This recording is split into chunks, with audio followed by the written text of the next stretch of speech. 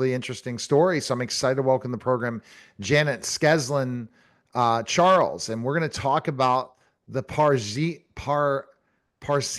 chapter. Am I correct on saying it? Yes, the Parisian chapter, absolutely. Parisian chapter. Appreciate you coming by and tell us this kind of journey of how you became an author, first of all, and then we'll go into the story. Well, I'm originally from a small town in Montana, and I've always wanted to write. So I was always journaling or watching people or listening and kind of trying to write short stories or poetry. And then I got a job at the American Library in Paris as the programs manager. And I just felt immediately that the place was a novel and started to write. That was in 2010. Okay. All right. And then you said this is what you love to do. Yes, yes, absolutely. All right. So let's kind of like jump into specifically the storyline for this book. So the storyline of this book is a 20-something who comes to Paris, and she lived next to a war bride, a French war bride. So she had a very romantic idea of what Paris might be. And some of those things are true, the magic of the Eiffel Tower and the Louvre, but some things are not quite so romantic. And she gets a job, and she also works at the American Library in Paris and meets an incredible cast of characters. And so this is her story of growing up and making all those big decisions we make in our 20s about where we work, who our friends are, who we might date and make a life with, and really who we are.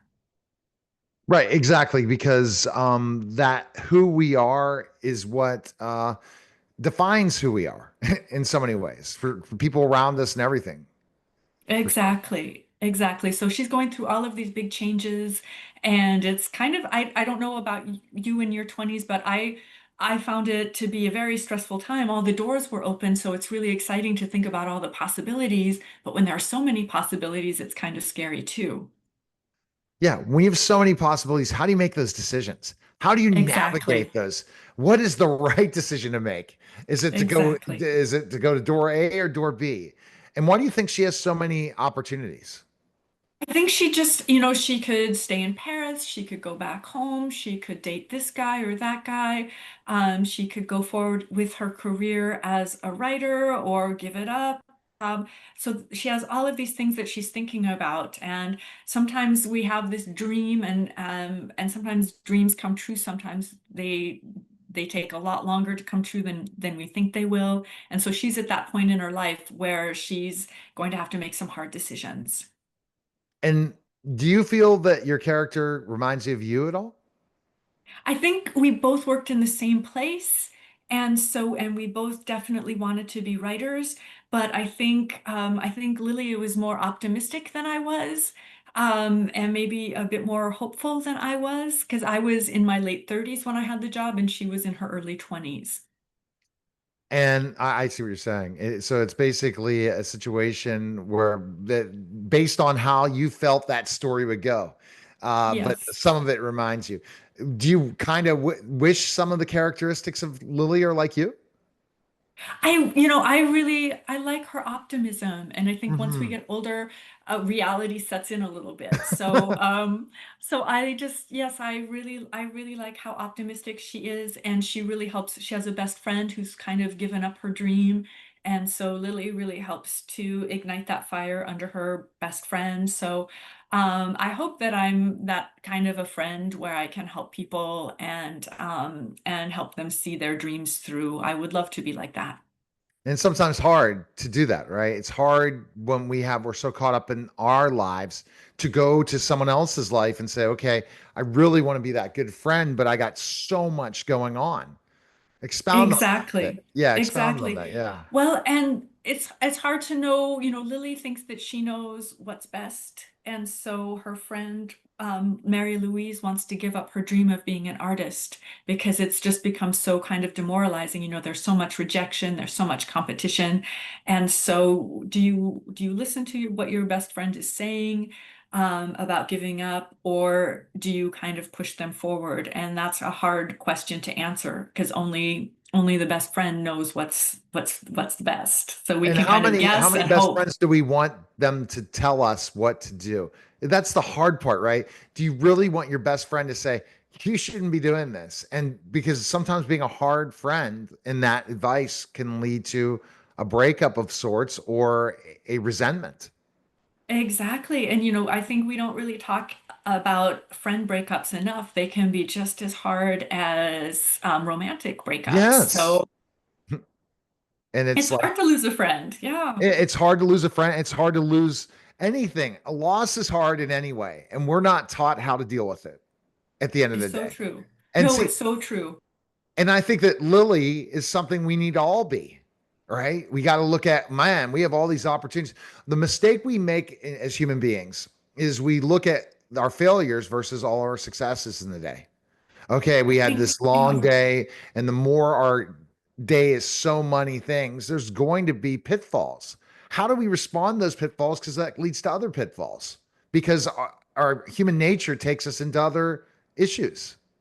Well, and you're so right that a lot of times our brain is just hardwired to focus on what's wrong instead of what's right. And so we think about what we've done wrong instead of all the positive things that we've done. And so you can really spiral really quite quickly.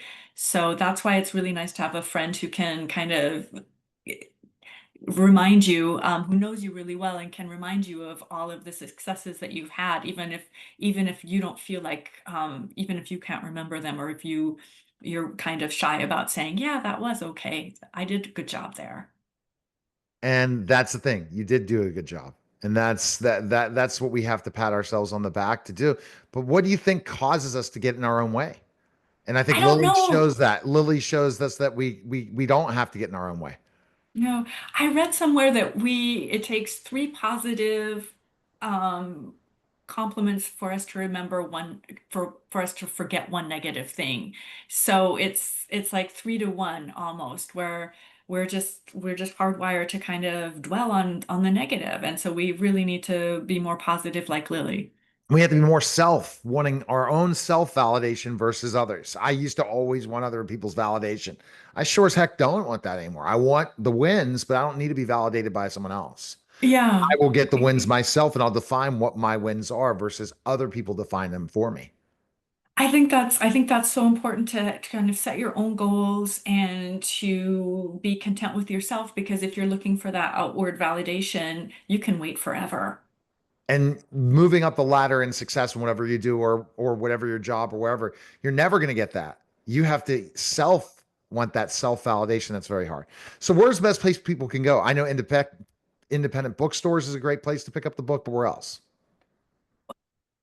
For my other book, yes, my other books, Miss Morgan's Book Brigade and the Paris Library, I would absolutely say independent bookstores. This book is available, it's an audiobook, so any online realtor, and you can find all of those on my website. The links are all on my website to all of the different online places like Spotify or Libro FM.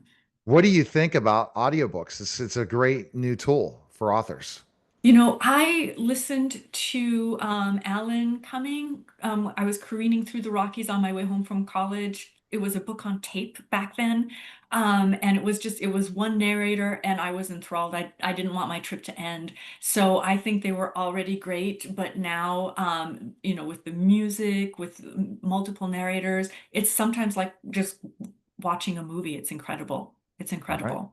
Appreciate it. Thanks again. Oh, thank you so much. You're welcome. You're listening and watching the Neil Haley Show, and we'll be back in just a moment.